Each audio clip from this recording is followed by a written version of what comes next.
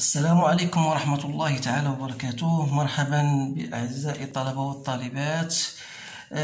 اليوم سأتقاسم معكم واحد التمرين ديال واحد لا فونكسيون لأنها لقيتها وجدتها وأثارت الانتباه ديالي بطبيعة الحال، فهي تستحق واحد التركيز وتستحق المشاهدة. إذا فأردت أن أتقاسمها معكم بحول الله وقوته. إذا فوالا عندكم هيا قدامكم الآن، يمكن لكم vous pouvez faire une pause et vous pouvez rédiger votre exercice tel que vous faites, et en fin de compte vous faites la comparaison entre vos réponses et les miennes. Donc على بركة الله غنهضر باللغة الفرنسية غالبا لأنها باش يكون حتى صحاب البيو حتى ياخذوا حقهم من هذا التمرين. إذا vous avez une fonction définie comme étant f de x égale à x moins 1 sur moins 1 sur racine cubique de x moins 1. Donc la première des questions qu'on vous pose, c'est de déterminer le domaine de définition. Donc le domaine de définition, c'est toujours, vous écrivez, c'est l'ensemble des x qui appartient à R, tel que x qui est entre à l'intérieur du radical racine doit être supérieur ou égal à 0, et vous n'oubliez pas que le dénominateur doit être différent de 0, c'est-à-dire que x doit être différent de 1 et x est supérieur à 0. Donc dans ce cas, le domaine de définition n'est autre que 0, 1, union 1 plus l'infini. Donc il n'y a pas une difficulté. Donc la limite, ensuite la deuxième question, vous déterminez les limites bien sûr aux bornes de votre domaine de définition. Donc la limite de f de x lorsque x tend vers plus l'infini, vous faites, c'est quoi? C'est la limite lorsque x tend vers plus l'infini de x moins 1 moins 1 sur racine cubique de x moins 1. Voilà, ça c'est une fonction dont la limite au plus l'infini c'est plus l'infini, et ça c'est plus l'infini, donc 1 sur plus l'infini c'est 0, donc il reste quoi? Il reste plus l'infini. La limite de f de x lorsque tend vers 1 moins, donc c'est la limite lorsque x tend vers 1 moins. Lorsque vous remplacez x par 1, donc ce terme-là, il est disparu. Elle reste quoi? Elle reste moins 1 sur racine du cubique de x moins 1. Donc je remplace x par 1. Lorsque x tend vers 1 moins, ça veut dire que le dénominateur ça va se tendre vers 0 moins. Donc 1 sur 0 moins, c'est moins l'infini. Et par le moins qui est là, c'est plus l'infini. Donc je vais un peu vite, mais c'est facile de vous la trouver. Donc limite de f de x lorsque x tend vers 1 plus l'infini, toujours vous remplacez x par 1, elle reste cette fois-ci racine de x moins 1 lorsque x tend vers 1 plus, ça donne 0 plus, 1 sur 0 plus c'est plus l'infini, avec le moins, donc c'est moins l'infini. Donc là on peut déduire que que c de f admet une asymptote verticale d'équation x égale à 1. Ensuite, on vous demande de montrer que l'équation, bien la droite d'équation x moins 1 est une asymptote oblique. Donc il vous suffit de montrer que la limite de f de x lorsque x tend vers plus l'infini, bien sûr, de f de x moins est égal à 0. Donc c'est quoi? C'est la limite lorsque x tend vers plus l'infini. Donc f de x moins x moins 1, il vous reste quoi? C'est la limite de 1 sur racine cubique de x moins 1. C'est facile. Lorsque x tend vers plus l'infini, 1 sur plus l'infini, c'est 0. Donc on peut dire dans ce cas-là que c de f admet la droite delta d'équation x moins 1 comme asymptote oblique au voisinage de plus l'infini. La deuxième question B, on vous demande de déterminer ou bien étudier les positions relatives de la courbe représentative et de la droite delta. Donc c'est une question banale qu'on vous pose généralement de temps à autre. Donc il vous suffira bien sûr de déterminer f de x moins x moins 1, qu'on a déjà trouvé d'après la question précédente. Voilà, racine de x moins 1. Donc, pour nous, comme x est supérieur à 1, donc si x est supérieur à 1, ça veut dire que ce terme-là, le dénominateur, est supérieur à 0. Donc il reste moins 1 sur quelque chose supérieur à 0, ça restera négatif. Donc ça veut dire que f de x sera inférieur à x moins 1, Autrement dit, ça veut dire que la courbe représentative de la fonction f sera au-dessous de la droite delta. Ça, c'est ce qu'on appelle la position de la courbe représentative. Maintenant, on va passer à autre question. Étudier la dérivabilité de g à droite. يعني خاصك تدرس قابل اشتقاق للجي على اليمين. هذه بالنسبة للناس اللي دايرين عادي.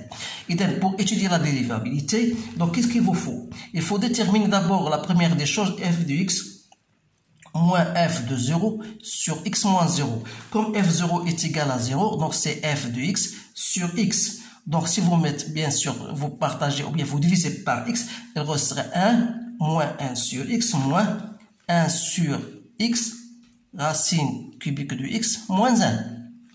Donc là, je peux écrire comme ça 1 sur x plus 1 sur x racine cubique de x moins 1. Voilà, cette question n'est pas facile du tout parce qu'il nécessite bien sûr quelque chose de concentration. Donc je peux écrire 1 moins. Donc je mets au même dénominateur, c'est-à-dire le même dénominateur, c'est-à-dire x racine cubique de x moins 1. Donc qu'est-ce qu'il va me donner ici? Racine cubique de x moins 1 plus 1. Donc ça reste toujours C1 moins. Donc là, racine cubique sur x, je la mets, c'est elle qui pose le problème. Donc racine multipliée par 1 sur racine cubique de x moins 1. Donc là, je peux écrire C1 moins. Comme x tend vers 0 plus, je peux écrire celle-ci comme étant, voilà, racine cubique de x sur quoi? Sur x cubique. Multiplié par 1 sur racine du x moins 1. Donc cette fonction-là, lorsque x tend vers 0 plus, donc x sur x carré, je simplifie, il reste 1 sur x carré. 1 sur 0 au carré, c'est plus l'infini, mais le moins, c'est moins l'infini. Sans oublier bien sûr, on a 1 sur 0, donc c'est moins 1. Moins 1, ça va vous donner, bien sûr, mais moins, ça va vous donner plus l'infini. Donc qu'est-ce qu'on va dire alors? Que la fonction n'est pas dérivable au point 0. Et par conséquent, C de f admet une demi-tangente orientée vers le haut. Donc ce sont des résultats bien sûr géométriques.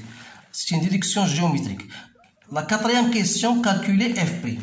Donc pour calculer f', qu'est-ce qu'on va faire? Donc f' de x, voilà, je mets comme ça, f' de x, c'est 1 moins.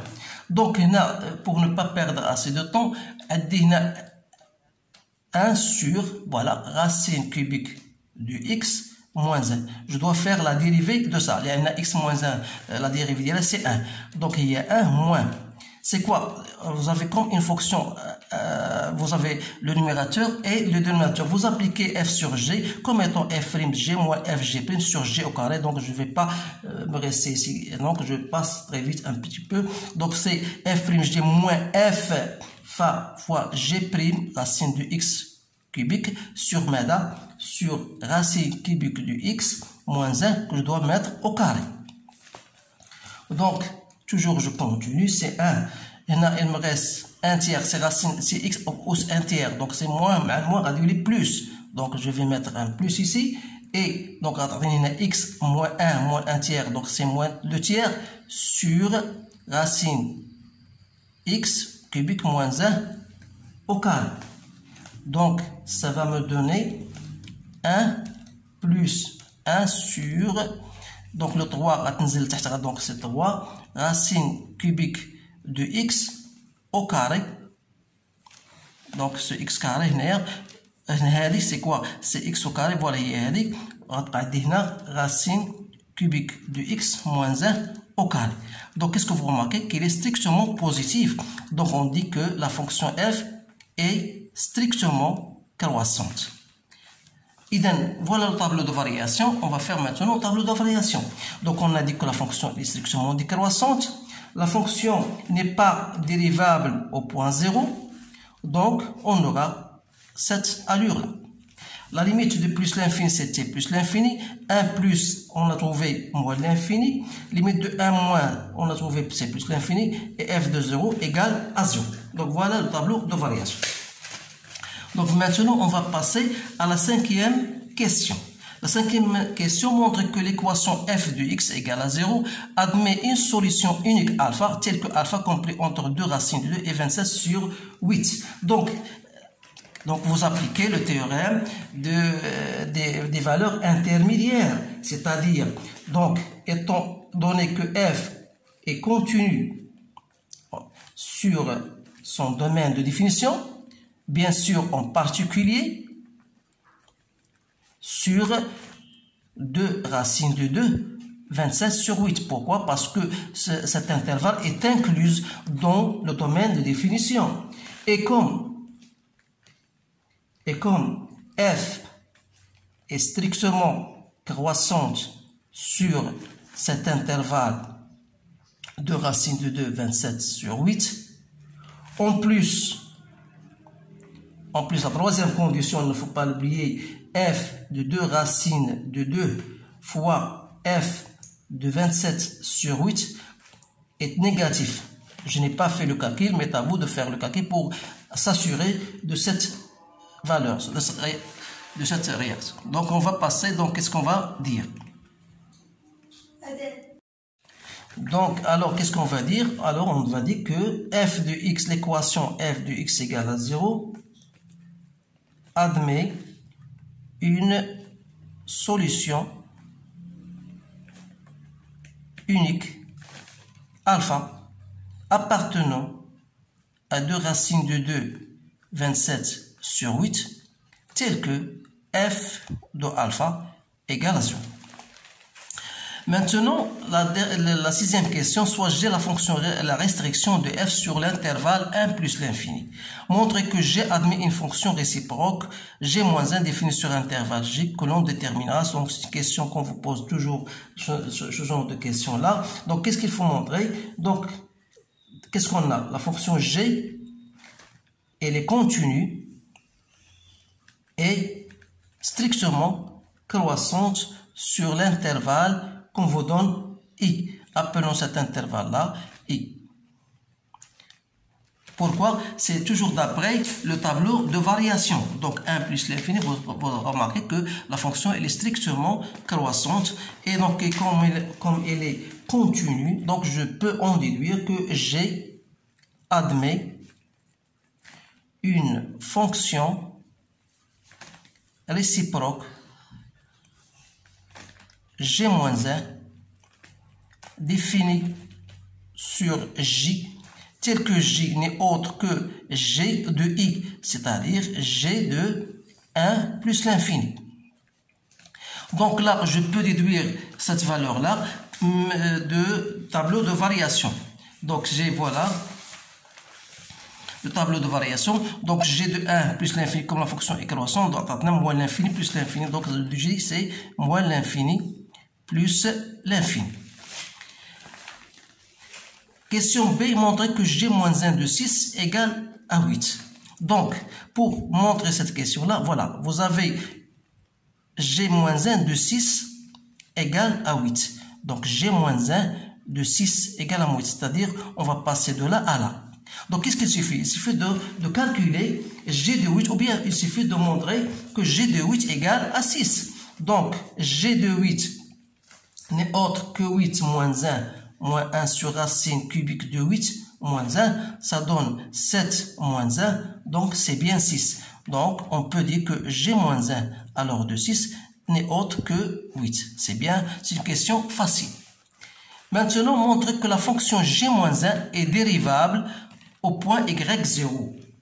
Donc là, pour montrer que la fonction G-1 est dérivable au point Y0, et on a dit d'après la question précédente que G-1 de 6 étant égal à 8, donc il suffit de montrer que G est dérivable au point 8. C'est-à-dire, donc il faut trouver d'abord la limite de f de x ou bien g de x moins g de 8 sur x moins 8. Donc, si vous faites, bien sûr, le calcul, ça va vous donner g de x. Donc, c'est x moins 7. Vous trouvez x moins 7 moins 1 sur racine cubique de x moins 1 sur x moins 8.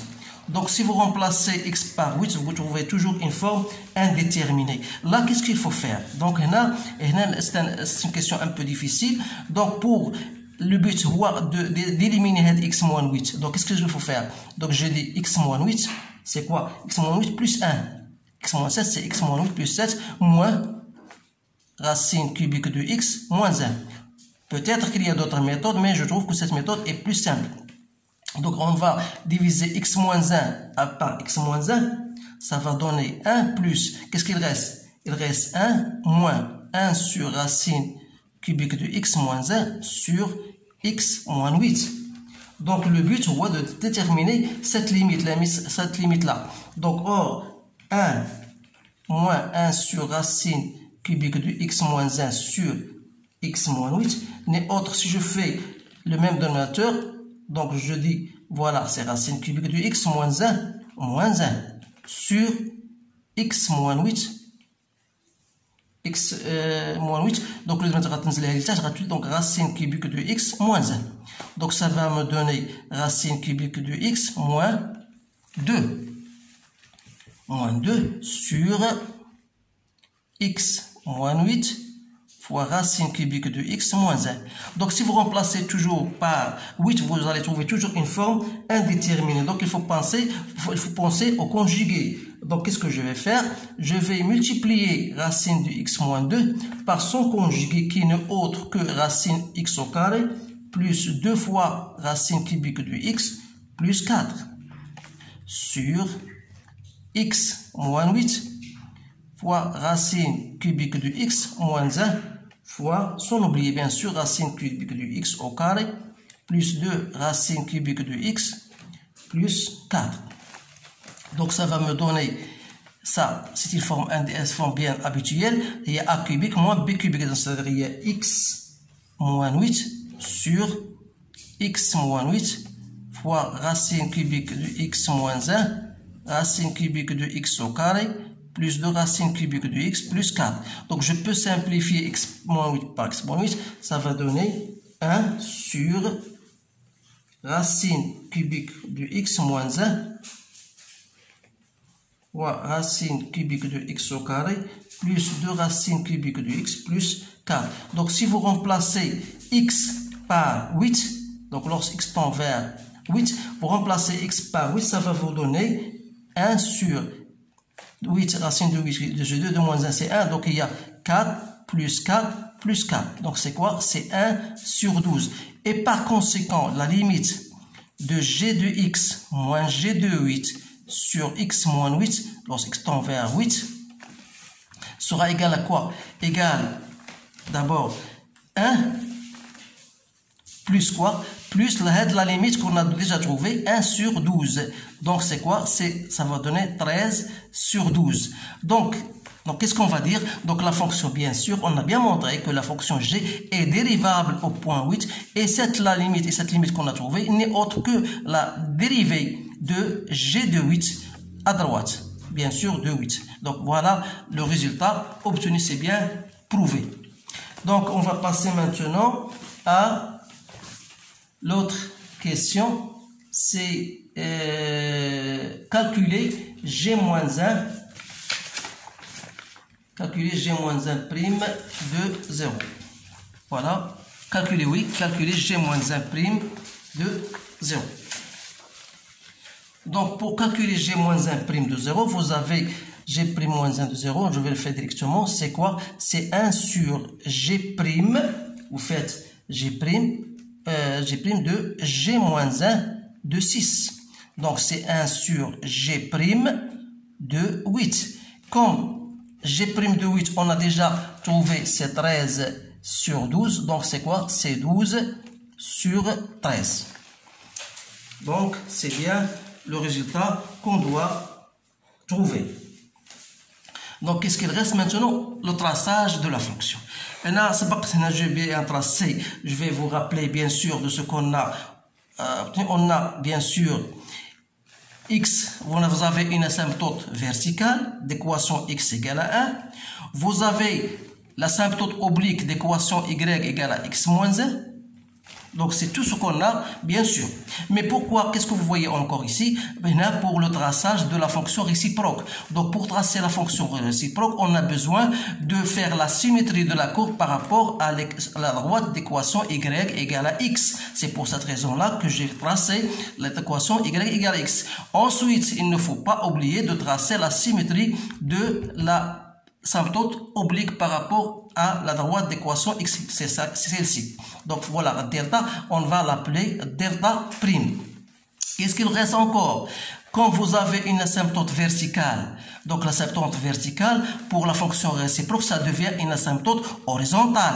X égale à 1, ça devient Y égale à 1. Donc ça, c'est un problème, bien sûr, qui n'est pas facile, mais qu'il faut s'habituer à faire ce genre de calcul et ce genre d'études de fonctions. Donc, il ne reste que de tracer la fonction, bien sûr. Donc, je vais voir, bien sûr, je vais faire, vous rappeler le tableau de variation. La fonction part de moins l'infini à plus l'infini. Et on a montré, bien sûr, que pour 1, x supérieur à 1, la courbe représentative de f est toujours au-dessus, ou bien au-dessous de l'asymptote oblique. Mais sans oublier bien sûr que la fonction f de x égale à 0 pour une certaine valeur alpha qui est compris entre 2 racines de 2 et 27 sur 8, c'est-à-dire 2,8 et 3,3. Donc la fonction doit couper l'axe des abscisses en ce point-là. Donc l'allure de sa fonction sera de cette allure-là. Je vais grosso modo, voilà, et va bien sûr comme ça, il va côtoyer, si vous voulez, l'asymptote verticale.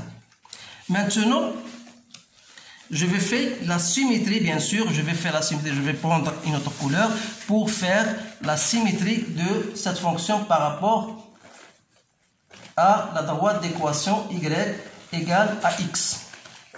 Donc, d'abord, je dois terminer. Donc, je reprends. Pour le tableau de variation, f de 0, c'est 0. Et f, la limite, lorsqu'il tend vers 1 moins, égale à plus l'infini. C'est-à-dire, voilà, vous avez bien sûr, pour f de 0, égale à 0, vous savez que la fonction là n'est pas dérivable et ça présente une demi-tangente verticale vers le haut. Donc, on aura l'allure de cette fonction de la manière suivante. Voilà.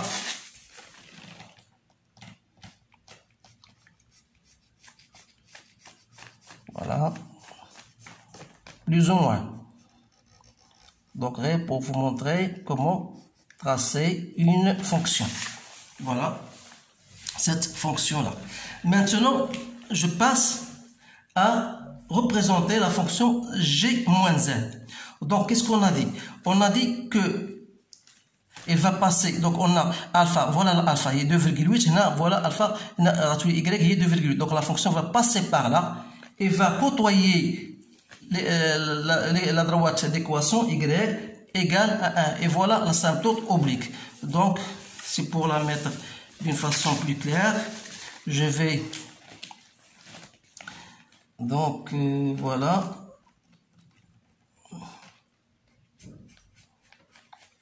plus ou moins,